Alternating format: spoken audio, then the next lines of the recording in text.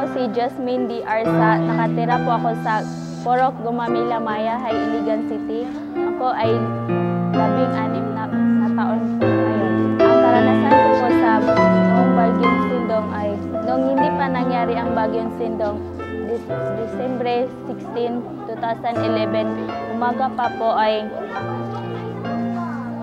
parang madilim ang ulap. Tapos pumunta kami ng lola ko sa kanyang pamangkin. Binisita namin siya, tapos nabutan namin siya sa kanilang bahay na naglilinis. Tapos sinasabi niya sa amin na naglilinis ako kasi baka magbaha kasi ang dilim-dilim ng ulap. Tapos nagstorya sila ng lola ko.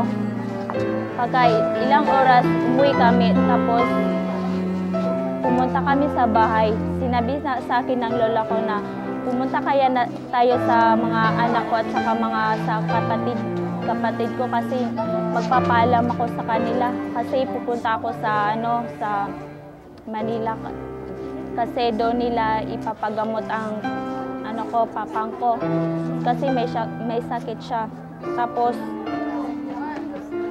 nung dumating kami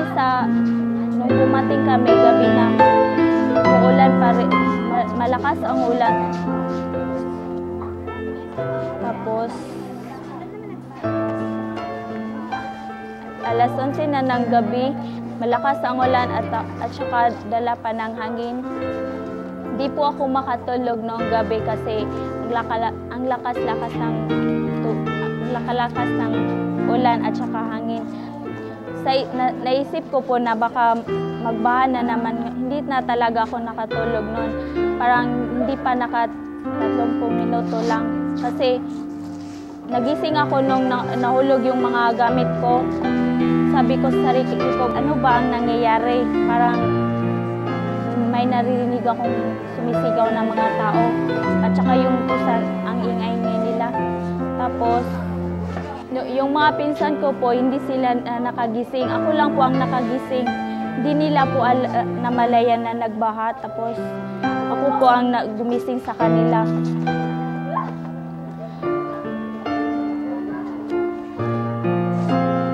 Nung hindi sila nakagising, inaakyat ko po yung mga gamit ko kasi ako lang po mag-isa sa kwarto ko. Tapos ang dami-dami ng mga gamit ko doon. Sinalba ko po kasi alam ko na mababasa sa baha. Tapos noon po, pinakatok ko po yung tita ko sa taas. Kasi yung bahay namin parang boarding house. Bahay yun ng lola ko. Tapos hindi po nakagising yung tita ko. Ang nagising lang po yung lola ko.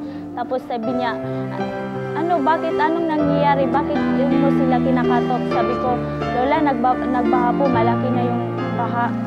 Tapos wala nang nagising, kami lang ng lola ko. Tapos bumaba naman ako para gisingin ng mga pinsan ko.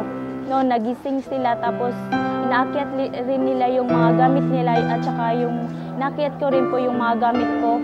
Tapos biglang lumaki yung bahat na sa baywang na. Tapos dami-dami pang mga gamit namin na hindi namin naakyat sa taas. Kasi kami lang dalawa ang umaakyat ng mga gamit namin. Tapos walang makatulong sa amin. Sabi ng kapitbahay namin na yung lula daw namin na doon namin siya papuntahin sa kanila kasi wala siyang lakas, wala siyang energy. Tapos hindi naman pumayag yung lula ko kasi wala daw kaming kasama at saka natatakot daw siya baka malunod kami sa baha. Tapos pagkatapos namin maakyat yung mga gamit namin, malapit na sa second floor, malapit na makaabot ng tubig. Tapos takot na takot kami ng mga pinsan ko at saka yung lola ko.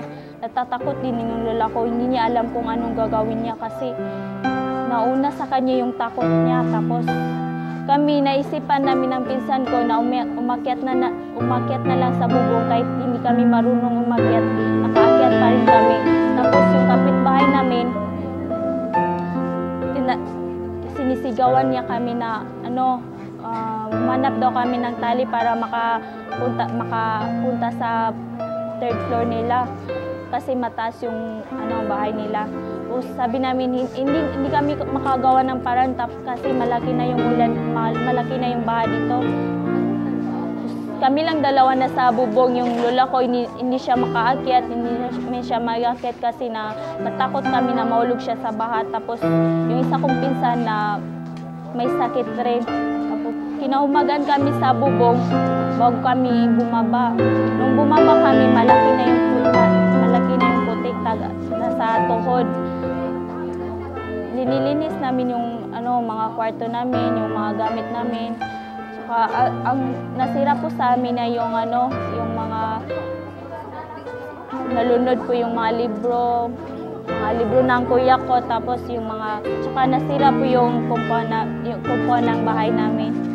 Buti nga po hindi nawala yung tubig kasi kung nawala yung tubig hindi kami makapagligo. Tapos parang isang linggo ata walang ilaw sa amin. Tapos madaming nagkakasakit. Nagpapasalamat po ako sa mga taong nakikinig sa akin ngayon at saka nanonood sa video na ito. Humihingi po ako ng tulong sa mga kabarangay ko sa abroad, sa kahit saan na sulok ng mundo. Sana po matulungan niyo po ako sa pangailangan ko. Gusto ko pong makatapos ng pag-aaral. Maraming salamat po sa www.kabarangay.com at sa ABS-CBN Sagip Kapamilya. Inuulit ko po, ako po si Jasmine Joangka Arsa. Ako'y nakatira sa Gumamilat, Purok Gumamila, Mahaya, Iligan City. Ang mobile number ko po ay 09, sa pinsan ko po ito kasi wala akong cellphone.